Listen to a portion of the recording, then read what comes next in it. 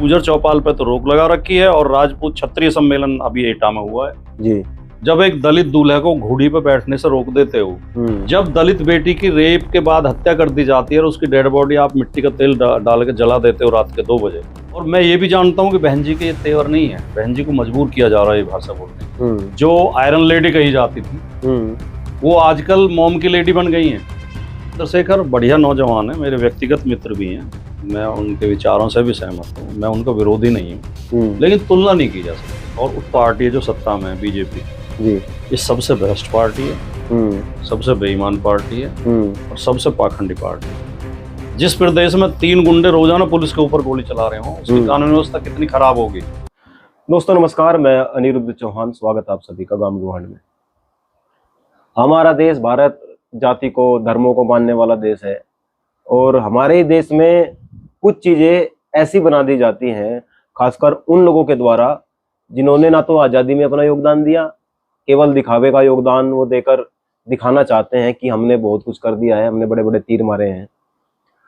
और कुछ लोग ऐसे हैं जिन्होंने अपनी पूरी की पूरी एक नस्ल को बर्बाद कर दिया, अपने पूरे के पूरे एक वर्ग को खत्म कर दिया, अपनी पूरी पूरी एक जमात को खत्म कर दिया और वो आज दर बदर भटक रहे हैं। लेकिन जब भी कोई उनको एकत्रित करने की कोशिश करता है उस जमात को, तो बहुत सारे लोग ऐसे निकल कर आ जाते हैं उसी जमात से, जो कहीं ना कहीं आजकल उनको गांव में अलग भाषा से बोला जाता है, उनके नाम अलग तरीके से लिए जाते हैं। और जब भी हम गांव में जाकर उन लोगों से बात करने की कोशिश करते हैं जो समाज को एकत्रित करने की कोशिश कर रहे हैं या समाज को जोड़ने की बात कर रहे हैं, क्योंकि हमारा संवैधानिक दायित्व यही है कि हम समाज को जोड़ने की बात करें, हम जो संवैधानिक मूल्य हैं उन पर बात करें, हम केवल उन्हीं विषयों पर बात कर ले जो जिससे देश मजबूत हो। लेकिन आजकल मैं देखता हूँ डिबेट में भी केवल हिंदू मुस्लिम की बात हो रही है। इजराइल ने गाजा को क्या कर दिया, अमेरिका कहाँ चला गया, कौन धर्म बड़ा है, कौन धर्म छोटा है, किस धर्म में हमें जीना चाहिए। और जब भी मैं इस तरह की चीजें देखता हूँ, और आजकल आप भी बहुत सारी रील ऐसी देखती होंगी, बात तो ठीक है, इस तरह की जब होती है उसमें एक व्यक्ति आपको दिखाई देंगे, राजकुमार भाटी जी, और जब भी वो डिबेट में जाते हैं सारी डिबेट इनकी वायरल होती है, और खासकर अगर उधर से भारतीय जनता पार्टी के लोग हों तो। भाटी जी आपका स्वागत है। जी धन्यवाद। कल आप सहारनपुर में आए हैं और शामली से होते हुए आप यहाँ आए होंगे, तो आपका बहुत बहुत स्वागत। मैं देखता हूँ कि देश में जब भी डिबेट होती है वो धर्म के आधार पर होती है, उन्हीं लोगों को बिठाया जाता है। आपने भी, मैंने आपकी भी कई चीजें देखी हैं। क्यों इसी चीज पर फोकस किया जाता है कि धर्म बड़ा है, जबकि हमारे पुरखों ने तो देश की बात की है। नहीं, आपने बहुत महत्वपूर्ण प्रश्न उठाया अनुरुद्ध भाई, और इस पर हमें बहुत गंभीरता से चिंतन करना चाहिए, क्योंकि ये एक गंभीर प्रश्न है जी। अगर हम राज्य की अवधारणा के बारे में पढ़ें, राजनीति शास्त्र को पढ़ें जी, तो शासन की जो भिन्न भिन्न पद्धतियां हैं, जिनमें एक दैवीय सिद्धांत भी है राज्य का। जनता पहले ये मानती थी कि राजा ईश्वर का प्रतिनिधि होता है और उसके अंदर ईश्वर का वास होता है जी, और जो राजा कहते वही कानून है। राजा के खिलाफ कोई बोलना पाप माना जाता जी। एक वंशानुगत सिद्धांत है कि राजा का बेटा ही राजा बनेगा। एक कुलीन वर्ग का सिद्धांत है कि उच्च वर्ग के लोग ही राजा बनेंगे। तो ये अलग अलग सिद्धांत हैं जी। इनमें सबसे जो सुंदर सिद्धांत है और जो जनहित में है वो लोकतांत्रिक पद्धति है। लोकतांत्रिक शासन जहां जहां होता है वहां जनता के हित में काम होता है। और ये लोकतंत्र आधुनिक युग की देन है जी। ये 12वीं 13वीं 14वीं शताब्दी के बाद लोकतंत्र की भावना ये फ्रांस से पैदा हुई जी, और पहले यूरोप में और फिर पूरे दुनिया में फैल गई। आज दुनिया के जो 194 देश हैं उनमें से 150 के करीब देश लोकतांत्रिक पद्धति पे शासन कर रहे हैं।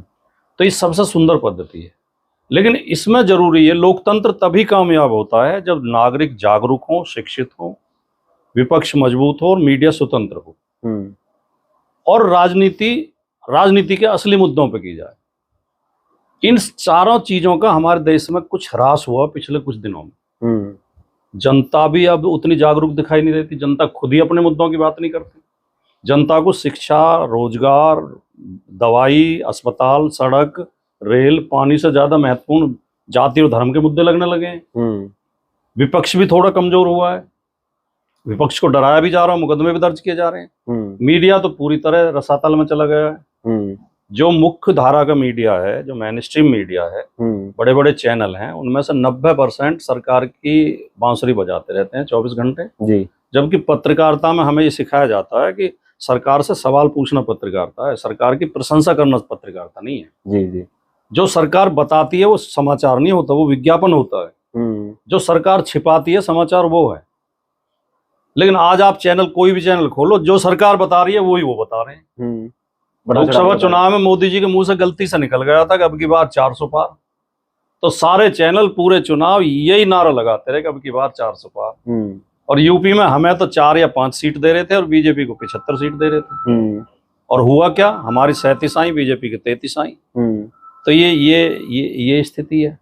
तो जो आपने सवाल पूछा जी, भारतीय जनता पार्टी षड्यंत्र पूर्वक, साजिश पूर्वक असली मुद्दों से लोगों का ध्यान हटा के धर्म और जाति के मुद्दों में उलझाना चाहती है। इसलिए हिंदू मुसलमान, मंदिर मस्जिद, पिछड़ा ब्राह्मण, ये सब किया जा रहा है। ये सरकार की शय पे और सत्तारूढ़ पार्टी की शय पे किया जा रहा है। जी जी। मेरी अपील ये होगी जनता से कि अपना अपना धर्म सबको प्रिय है, सबके धर्म का सम्मान करो, सबकी आस्था का सम्मान करो और अपने तरीके से पूजा पाठ करो जैसे आपको पसंद है।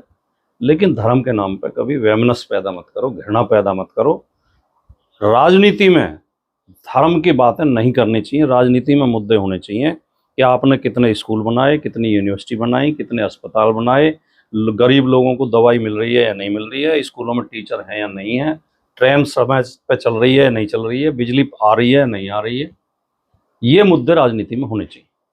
अच्छा, आप चौपाले लगा रहे हैं, पहले वो गुर्जर चौपाल के नाम से आप चौपाले कर रहे थे, लेकिन हमारे मुख्यमंत्री जी ने एक आदेश जारी किया, फरमान जारी किया कि अब जातियों के नाम से आप सम्मेलन नहीं कर पाएंगे। तो रात भी मेरी एक हमारी महिला साथी है, पत्रकार है वो भी, उन्होंने मुझसे सवाल भी किया कि अगर जो उनकी जो ठाकुरों की तो हो रही है, ब्रजभूषण जी कर रहे हैं, वो ठाकुरवाद है, लेकिन जैसे ही गुर्जर चौपाल की बात आती है तो गुर्जर चौपाल के नाम से क्यों बदलना पड़ा, पीडीए चौपाल क्यों करना पड़ा?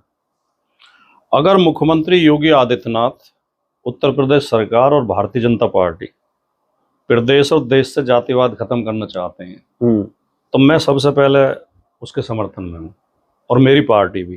क्योंकि जातिवाद कोई बहुत अच्छी चीज नहीं है, लेकिन गाड़ियों के ऊपर से जाति मिटा देने से और जाति के नाम पे मीटिंग ना होने देने से जातिवाद खत्म हो जाएगा क्या? जी। जब शिक्षक भर्ती में आप जाति के नाम पे बेईमानी करते हो, जब एक दलित दूल्हे को घोड़ी पे बैठने से रोक देते हो, जब मूछ रखने पे एक दलित की हत्या कर देते हो, जब दलित बेटी की रेप के बाद हत्या कर दी जाती है और उसकी डेड बॉडी आप मिट्टी का तेल डाल के जला देते हो रात के 2 बजे और उसके परिवार के ऊपर लाठी चला देते हो, जब अखिलेश यादव मुख्यमंत्री आवास खाली करते हैं, उसे आप गंगाजल से धुलवाते हो कि इसमें एक पिछड़ी जाति का आदमी मुख्यमंत्री रहा था, तब जातिवाद आपको दिखाई नहीं देता। ये ढोंग है योगी आदित्यनाथ का और बीजेपी का।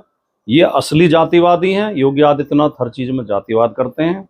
और जो उदाहरण आपने दिया, बिल्कुल ये लोगों को सोचना चाहिए कि गुर्जर चौपाल पे तो रोक लगा रखी है और राजपूत क्षत्रिय सम्मेलन अभी एटा में हुआ है जी, उस पर कोई रोक नहीं है, उसे किसी ने नहीं रोका। हमारी मीटिंगों को जगह जगह पुलिस आकर रोकती है। तो ये जो जाति और वर्ण व्यवस्था है, ये कृत्रिम व्यवस्था है, मैं मानता हूँ ये बनाई हुई है जी, और ये खत्म हो जाए तो बहुत अच्छी बात है। लेकिन जो व्यवस्था 2000 साल से चली आ रही है, उसे एक झटके में एक शासन देश से आप कैसे खत्म कर दोगे? पहले जातियों के बीच खाई खत्म करो, पहले जातियों की ऊंच नीच खत्म करो जी, पहले जातियों के सत्ता में और साधनों में जो हिस्सेदारी है, उसमें जो गैर बराबरी है, उसे दूर करो जी, सब जातियों को शिक्षित करो, सबको आगे सम्मान दो और फिर जातिवाद खत्म करने की बात करना। जैसे जैसे जो दबे कुचले गरीब लोग, पिछड़ी जातियां, दलित जातियां, आदिवासी समाज के बच्चे पढ़ेंगे लिखेंगे और वो ऊंची कुर्सियों पर पहुंचेंगे, जातिवाद खत्म होना शुरू हो जाएगा जी, ऊंच नीच खत्म हो जाएगी। हमारे साथ इसीलिए तो आप भेदभाव करते हो कि आप ऊंची कुर्सियों पर बैठे हो और हमारे लोग खेत में काम करते हैं। तो उन खेत में काम करने वालों के भी बच्चे जब अधिकारी बनेंगे और ऊंची कुर्सियों पर पहुंचेंगे तो जातिवाद कम होगा जी। अच्छा, अभी लखनऊ में बहन मायावती जी ने एक बहुत बड़ी रैली की है और वो मन से बीजेपी की तारीफ कर रही थी। मैंने बहुत सारी पोस्ट पढ़ी कि जानबूझकर ऐसा किया गया। क्या ये सब कुछ बीजेपी के इशारे पर हो रहा था? मैं बहन जी का, मायावती जी का बहुत सम्मान करता हूँ। उसके 3 कारण हैं। एक तो वो हमारी पड़ोसी हैं, हमारे पड़ोस गांव की हैं। दूसरे वो महिला हैं। तीसरे वो दलित समाज से आती हैं। इन तीनों कारणों से मैं उनको बहुत विशेष सम्मान करता हूँ। लेकिन आजकल जो वो भाषा बोल रही हैं उसे सुन के हम बहुत चिंतित हैं। हमें नहीं पता कौन से कारण हैं जिनसे बहन जी डरी हुई हैं, बीजेपी के खिलाफ बोलने की हिम्मत नहीं कर पा रही हैं। जबकि विपक्ष के नेता को सरकार की आलोचना करनी चाहिए, सरकार की कमियां बतानी चाहिए। वो सरकार की प्रशंसा कर रही हैं। और मैं ये भी जानता हूं कि बहन जी के ये तेवर नहीं है, बहन जी को मजबूर किया जा रहा है ये भाषा बोलने के लिए। तो ये तमाम लोकतांत्रिक ताकतों को, चाहे वो किसी भी पार्टी को समर्थन करते हों, पत्रकारों को भी और राजनीतिक लोगों को भी इस बात की गहन समीक्षा करनी चाहिए, विश्लेषण करना चाहिए और इसकी जांच करनी चाहिए कि ऐसे कौन से दबाव हैं जिनमें मजबूर होकर बहन जी, जो आयरन लेडी कही जाती थी, वो आजकल मोम की लेडी बन गई हैं। इंदिरा जी के बाद इनका नाम लिया जाता है। लोहे की भाषा न बोलने वाली मोम की भाषा बोलने लगी हैं। तो इसके कारणों की जांच करना बहुत जरूरी है। अच्छा, एक तरफ तो आप चौपाले कर रहे हैं गुर्जर समाज में, एक तरफ मैं देख रहा हूँ चंद्रशेखर जी भी गुर्जर समाज को पद दे रहे हैं, मीर बोझ जी की फोटो लेकर सामने आ रहे हैं, अखिलेश यादव जी भी गुर्जर समाज पर ध्यान दे रहे हैं। ऐसा क्या है कि गुर्जर समाज में, चलो आप तो गुर्जर समाज से आते ही हैं, लेकिन अन्य समाज भी गुर्जर समाज पर ध्यान दे रहे हैं। बीजेपी हो, उन्होंने इसलिए बंद किया कहीं राजकुमार भाटी जी ना ले चले अपने साथ, सारे गुर्जरों को साथ ना ले जाएं। आपको क्या लगता है चंद्रशेखर और अखिलेश जी के बीच? चंद्रशेखर और अखिलेश जी की कोई तुलना नहीं की जा सकती। चंद्रशेखर जी जिला स्तर के नेता हैं। अखिलेश यादव जी इस देश के नंबर 1 नेताओं में गिने जाते हैं। अखिलेश यादव जी की जो फॉलोइंग है वो आज किसी नेता की देश में इतनी फॉलोइंग नहीं है। अखिलेश यादव जी देश की 3रे नंबर की पार्टी के नेता हैं, जो लोकसभा में 3रे नंबर की पार्टी है। तो उन दोनों की, चंद्रशेखर बढ़िया नौजवान है, मेरे व्यक्तिगत मित्र भी हैं, मैं उनके विचारों से भी सहमत हूँ, मैं उनका विरोधी नहीं हूँ, लेकिन तुलना नहीं की जा सकती। और उत्तर प्रदेश में 27 का चुनाव 2 पार्टियों के बीच में होगा, बीजेपी और एसपी। समाजवादी पार्टी बीजेपी के बीच होगा, तीसरी पार्टी बीच में कहीं कोई नहीं है। तो लोगों को केवल ये तय करना है कि हमें बीजेपी के साथ जाना है, समाजवादी पार्टी के साथ जाना है।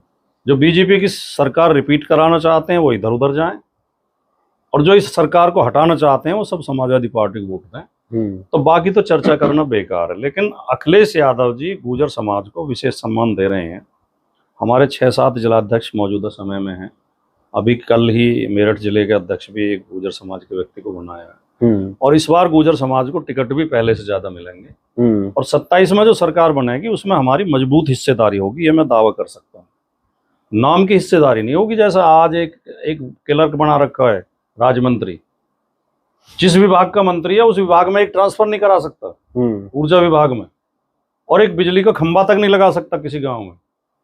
मतलब ऐसे मंत्री का क्या फायदा? समाजवादी पार्टी में जो मंत्री होंगे वे पावरफुल होंगे, वो अपने समाज के लिए काम करेंगे, अपने लोगों को न्याय के लिए, उन अधिकार के लिए उनके हाथ में पावर होगी। तो इस बार जब सरकार बनेगी तो गुर्जर समाज को विशेष भागीदारी सरकार में मिलेगी। अच्छा, ऐसा आप क्या देखते हैं कि हर जगह मैं देखता हूँ, जब भी मैं घर से बाहर निकलता हूँ, सड़कों की हालत वो खराब है, किसानों की हालत वो खराब है, मजदूरों की हालत वो खराब है, युवा दर दर भटक रहा है, नशा।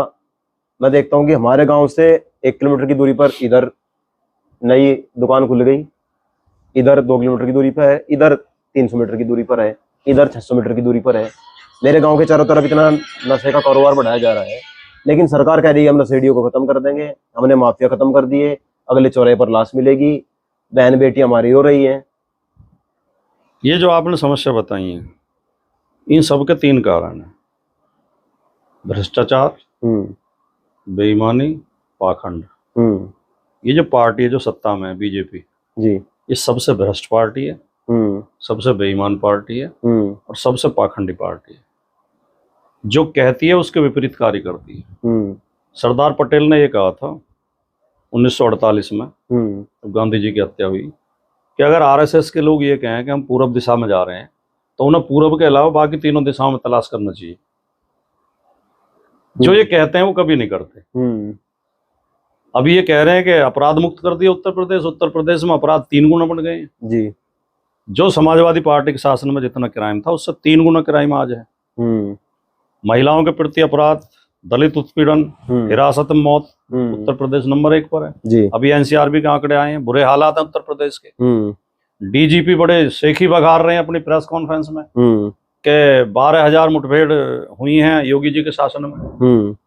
12,000 मुठभेड़ अगर 4,000 दिन में हुई हैं तो 3 मुठभेड़ रोजाना हुई जी।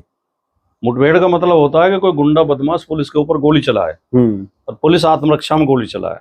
जिस प्रदेश में 3 गुंडे रोजाना पुलिस के ऊपर गोली चला रहे हो, उसकी कानून व्यवस्था कितनी खराब होगी अंदाजा लगाया जा सकता है। जी जी। जो गुंडे पुलिस को कुछ नहीं समझ रहे, पुलिस के ऊपर गोली चला रहे हैं, वो आम आदमी को क्या समझेंगे? उत्तर प्रदेश के हालात बुरे हैं, खराब हैं, ये झूठ बोलते हैं लगातार। और इतनी भ्रष्ट सरकार है, इनके कई तो आईएएस फरार हैं। अभिषेक प्रकाश बनाए थे इन्वेस्टर समिट के, वो आयोजक बना रखे थे, वो उद्योगपतियों से वसूली कर रहे थे और शिकायत हुई तो फरार हैं, अब सस्पेंड है। और जांच में क्या हुआ आज तक किसी को पता ही नहीं है। अयोध्या में, काशी में इन्होंने धर्म के नाम पर बड़े घोटाले किए। गरीब लोग उजाड़ उजाड़ के जितने नए होटल बने हैं और जितने नए जो वो बने हैं संस्थान, रेस्टोरेंट वगैरह, वो सब गुजरातियों के हैं। लोकल आदमी बर्बाद कर दिए इन्होंने। काशी में कम से कम कई सौ नाव चलती थी, आज वो सारे मल्लाह अपने घर में बैठे हैं, क्रूज चल रहे हैं गुजरातियों के। मल्लाह बेरोजगार हो गए। अगर क्रूज ही चलाने थे तो उन्हीं मल्लाहों को ही देते, उन्हें लोन दे देते, वही क्रूज चला लेते। गुजरात के लोग काशी में आकर क्रूज चला रहे हैं। प्रसाद तक जो काशी से बनवा, वहां से गुजरात से बनवा के मंगवाया जा रहा है, प्रसाद तक में घोटाले कर रहे हैं। तो ये बेईमान सरकार है, भ्रष्ट सरकार है। रिश्वत के रेट कई गुना बढ़ गए हैं थाने तहसील में, बिना रिश्वत के कोई काम नहीं होता है। मुठभेड़ के भी पैसे लिए जाते हैं कि अगर जो है 10 लाख रुपए दे दोगे तो पैर में गोली मारेंगे और नहीं दोगे तो सिर में मारेंगे। ये हालत इस उत्तर प्रदेश की इस सरकार ने कर दी है। अच्छा, मैं जब गांव में जाता हूँ, जब कुछ चीजों को लेकर बात होती है, सामाजिक मुद्दों पर बात होती है, राजनीतिक मुद्दों पर बात होती है, तो लोगों का ये भी कहना है कि जो अब की सरकार है और जो पहले की सरकार थी उसमें कहीं ना कहीं माफिया खुले घूम रहे थे। हमारे क्षेत्र में तो वो लगभग 6 बजे के बाद निकलना बंद हो जाता था घर से। 7 बजे लोग अपने घर पे आते थे। अगर कोई रात 9 की ट्रेन से आ गया तो उसको 3-3, 4-4 बाइक लेने जाती थी। अब वो खेला जाता है। ये जो क्षेत्र में हुआ है, सारी चीजें जो रांझनी करने वाले थे वो सब तो गायब कर दी सरकार ने, भले ही बड़े माफिया बच गए हो कुछ। हिटलर का एक प्रचार मंत्री था गोएबल्स, उसका एक सिद्धांत था, वो बहुत प्रसिद्ध है पूरी दुनिया में जी, कि बड़ा झूठ बोलो, जोर दे के बोलो और बार बार बोलो, तो फिर वो सच जैसा लगने लगता है। ये कोरा झूठ है कि उस समय माफिया थे और अब नहीं है। उत्तर प्रदेश में बंबई से 2 कलाकारों को बुला कर उनका अपहरण किया गया अलग अलग समय पर और उनसे वसूली करके छोड़ा गया और पुलिस को भनक तक नहीं लगी।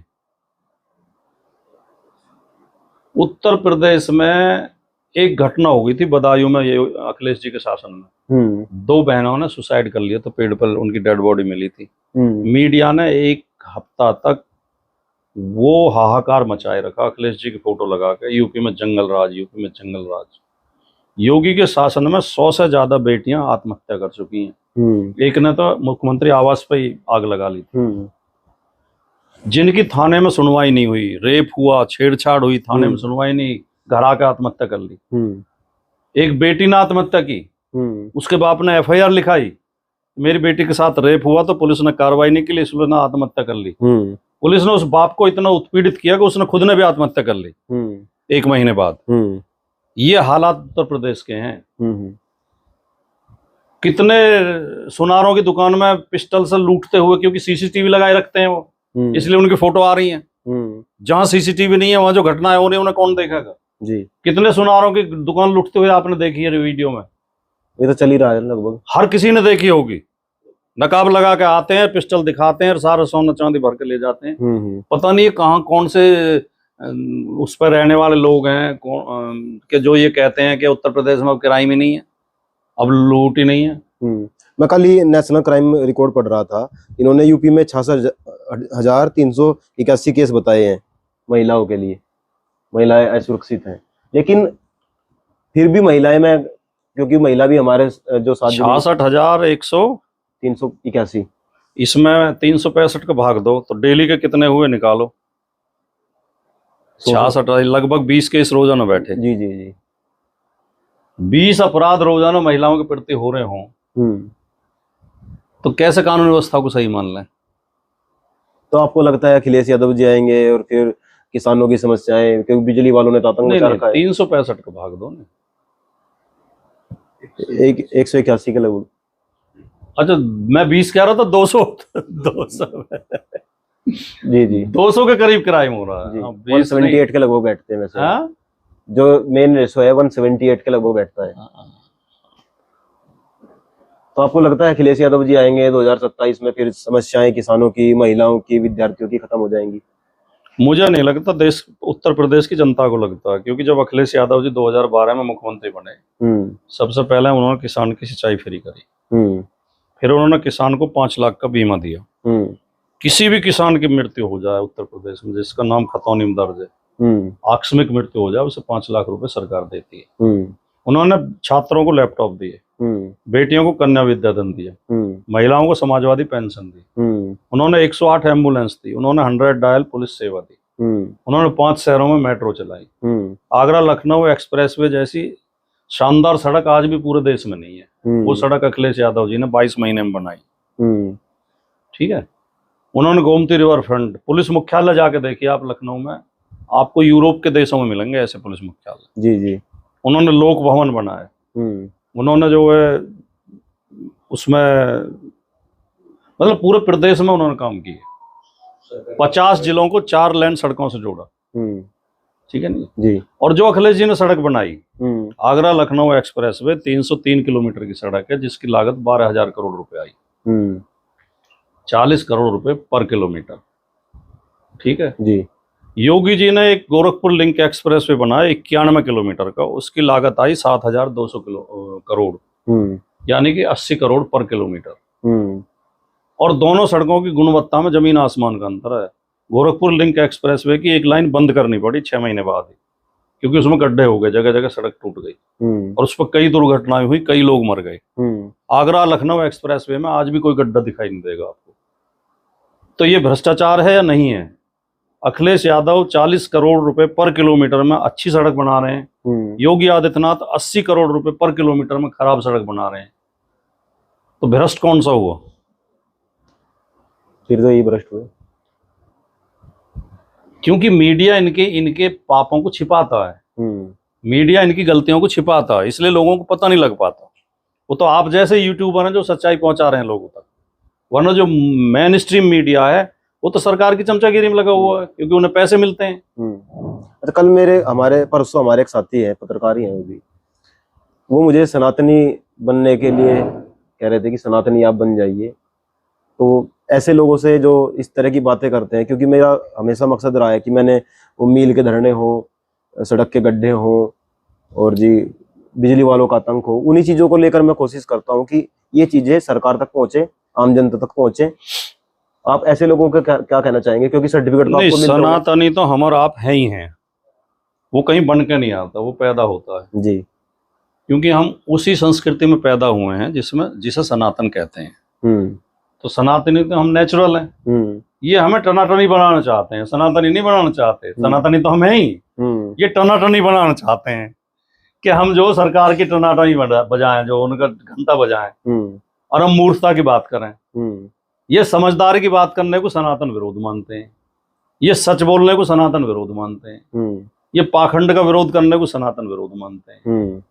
तो ये लोग, सनातनी तो हम सब हैं, लेकिन ये सनातनियों में जो ठग हैं वो सनातन का नाम लेकर लोगों को ठगना चाहते हैं। इन ठगों से बचने की जरूरत है। मेरा आखिरी सवाल ये है, कल कैराना सांसद इकरा हसन एक प्रकरण में जाती हैं और उनको सोशल मीडिया के माध्यम से ऐसी ऐसी बातें बोली जा रही हैं। कभी उनको मुल्ली बोला जाता है, कभी कटमुल्ली बोला जाता है, भाई को आतंकवादी बोला जाता है, बाप को आतंकवादी बोला जाता है।